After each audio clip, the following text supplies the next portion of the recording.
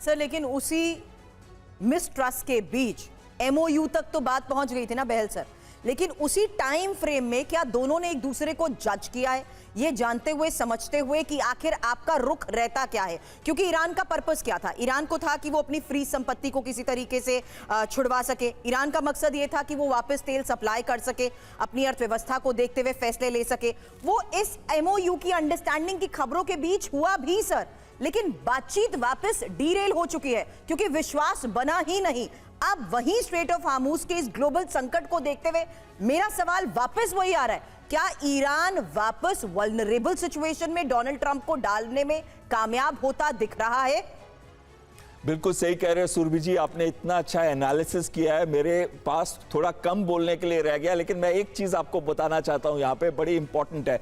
ये जो तेल का कीमत जो चल रही है 20 से 22% तेल जो यहाँ से आता है, और जैसे कि सोई साहब भी कह रहे थे कि गल्फ कंट्रीज के लिए भी मुश्किल है, लेकिन एक बड़ी चीज और हो रही है, वो है रशिया यूक्रेन का युद्ध, जो डायरेक्टली जेलेंस्की टारगेट कर रहे हैं रिफाइनरीज को। तो कहीं ना कहीं रशिया का जो 12% विश्व को रिफाइंड फ्यूल बेचने का था, उसमें भारी कटौती आ गई है। इस समय रशिया के अंदर खुद लाइन लगी है, तो ये डबल फैक्टर जो है पूरे विश्व को हिट कर सकता है। दूसरी चीज, इंपॉर्टेंट चीज ये आ जाती है कि कहीं ना कहीं ईरान तो खींच लेगा इस युद्ध को, क्योंकि वो बर्बादी के लिए तैयार है, लेकिन क्या ट्रंप तैयार है अपनी सेल्फ बर्बादी करने के लिए या सेल्फ गोल के लिए? ट्रंप बिल्कुल भी तैयार नहीं है। वो कभी भी हिस्ट्री में नहीं जाना चाहेगा कि ऐसा इंसान जिसने रिपब्लिकन पार्टी को तबाह और बर्बाद कर दिया, वो नहीं जाना चाहेगा। और ये जो जीत चल की इच्छा है दोनों के अंदर, दोनों दिखाना चाहते हैं अपनी डोमेस्टिक और इंटरनेशनल ओपिनियन को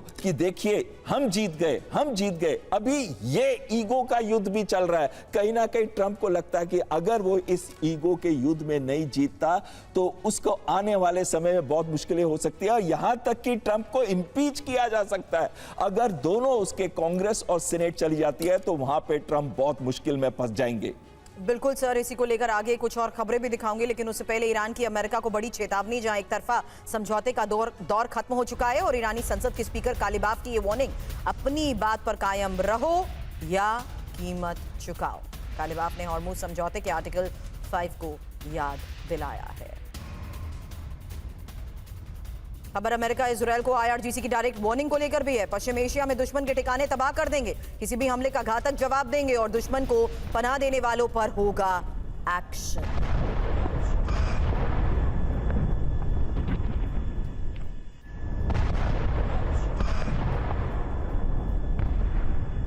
आज की एक और बड़ी खबर है, मुश्तबा खमनई की नई तस्वीर सामने आई है। आईआरजीसी ने मुश्तबा खमनई की तस्वीर जारी की है। अली खमनई के सुपुर्द खाक कार्यक्रम के बाद ये पहली तस्वीर है और आईआरजीसी का दावा है कि पूरी तरह से सुप्रीम लीडर स्वस्थ हैं।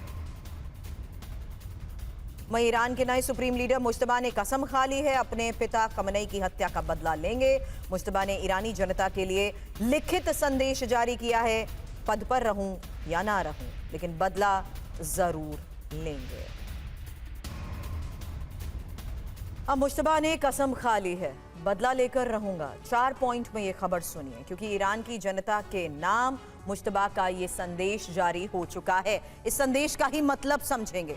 सुपुर्द खाक कार्यक्रम के बाद संदेश जारी किया गया है। मुश्तबा ने लिखित संदेश जारी करते हुए ये कसम खाई है और पिता खमनई की हत्या का बदला लेने की कसम खाई है। हालांकि मुश्तबा ने क्या कहा है, अपने पिता के बेगुनाह खून का बदला लेंगे।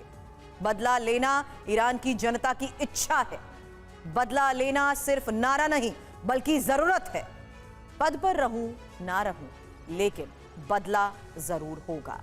शहीद नेता, युद्ध के मारे गए लोगों का बदला लेंगे। जिन्होंने हमला किया उनकी मौत शांति से नहीं होगी। हमला करने वालों को ईरान सीधे कब्र में पहुंचाएगा। अब सोए सर, इजराइल को लेकर तो अब सवाल ही नहीं हो रहा, क्योंकि ईरान ने तो इसी शोक सभा के दौरान जो प्रदर्शन किया है उसमें डोनाल्ड ट्रंप को टारगेट करने का सीधा नारा दिया जा चुका है। नहीं, बिल्कुल देखिए, शोक सभा का जो एक तरह से मेरे ख्याल से इस्तेमाल भी हो गया लोगों को इकट्ठा करने का, दुनिया में शिया समुदाय को इकट्ठा करने का, और एक अमेरिका के खिलाफ, इजराइल के खिलाफ, ट्रंप के खिलाफ बयान देने का, और एक जागृति, जिसको कहें जागृति कहें या कुछ भी कहें, कि उनको खड़ा करने का। ये बात जरूर है कि इस समय में जो दोनों के बीच में कटुता और ज़्यादा बढ़ चुकी है। एक बात सुरभि जी मैं कहना चाहूँगा, देखिए कि दोनों ही देश लंबे युद्ध के आदी हैं। ईरान इराक युद्ध 8 साल चला, अमेरिका ने अफगानिस्तान में 20 साल तक लड़के गया, भले ही मिला कुछ नहीं लेकिन 20 साल तक लड़ा, वो वहाँ पे रहा।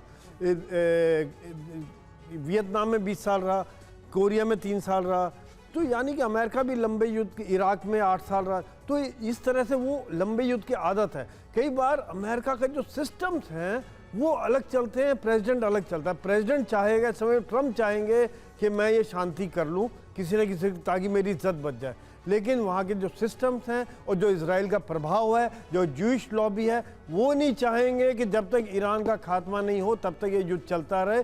क्योंकि आज देखिए मध्य पूर्व के देशों का क्या हाल है, इजिप्ट, सीरिया, इराक, लीबिया सब खत्म हो गए। कोई एक समय में बड़ी ताकत होते थे, इजराइल के लिए खतरा होते थे, सब खत्म हो गए। बल्कि 3 देश तो आपस में लड़ रहे हैं, इराक, सीरिया और लीबिया में कौन किससे लड़ रहा है यही पता नहीं है।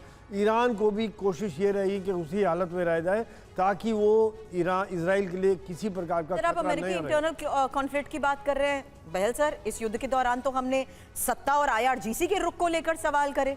अब ऐसे में जो शक्ति प्रदर्शन हुआ और जो धार्मिक सेंटिमेंट के साथ एकजुटता दिखाई गई है, उसने तो डोनाल्ड ट्रंप पर खतरा बढ़ा दिया है ना। यानी सबको ये लग रहा है कि ईरान का नंबर 1 टारगेट कौन है, डोनाल्ड ट्रंप खुद एडमिट भी कर चुके हैं वो।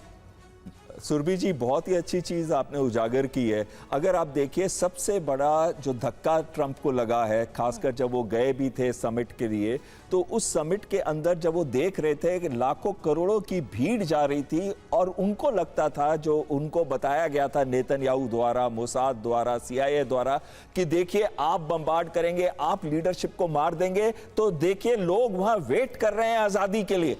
ऐसा कुछ भी नहीं हुआ। Kill Trump, kill Netanyahu, there will be blood, $40 million का ट्रंप के ऊपर इनाम तक रखने की बात। और ट्रंप खुद कह रहे हैं मैं तो नंबर 1 हूं अभी उनकी किल लिस्ट के अंदर। अगर ट्रंप ऐसा कह रहे हैं तो ट्रंप के अंदर भी डर बढ़ गया है। इसी वजह से जो उनकी सबसे स्ट्रॉन्गेस्ट एलिमेंट है, उनकी आर्म फोर्सेस, उसका इस्तेमाल करते हुए other side of the coin. Sanjay sir, 5 बार इससे पहले डोनाल्ड ट्रंप पर हमला हो चुका है। बिल्कुल, डोनाल्ड ट्रंप को खुद अपनों से ही खतरा है। क्या उसमें उसी खतरे को देखते हुए सीधे तौर पर ईरान को जिम्मेदार ठहरा दिया जाएगा? देखिए बिल्कुल, ये क्या वो अपनी गिरती हुई जो पॉपुलैरिटी है उसको कहीं उठाने की कोशिश कर रहे हैं। कहाँ देखिए मैं अमेरिका के लिए खड़ा हुआ, क्योंकि अमेरिका में ही डोनाल्ड ट्रंप पर हमले हो चुके हैं सर।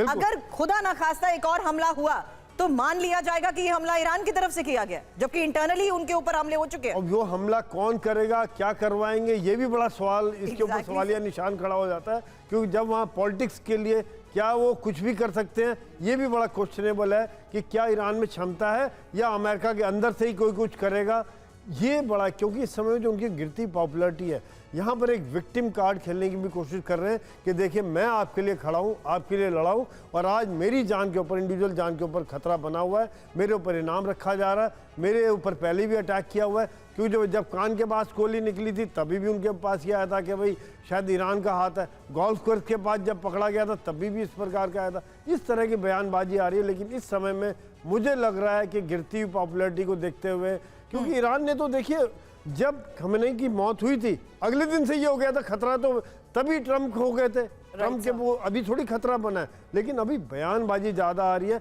एक बात और है कि वहाँ पे जो मुर्दाबाद के नारे लगते हैं ये लग रहे हैं, लेकिन ईरान के अंदर क्या इतनी क्षमता है कि अमेरिका की सुरक्षा तंत्र को भेद के वो ट्रंप के ऊपर कातिलाना हमला कर सके, ये बहुत बड़ा सवाल है।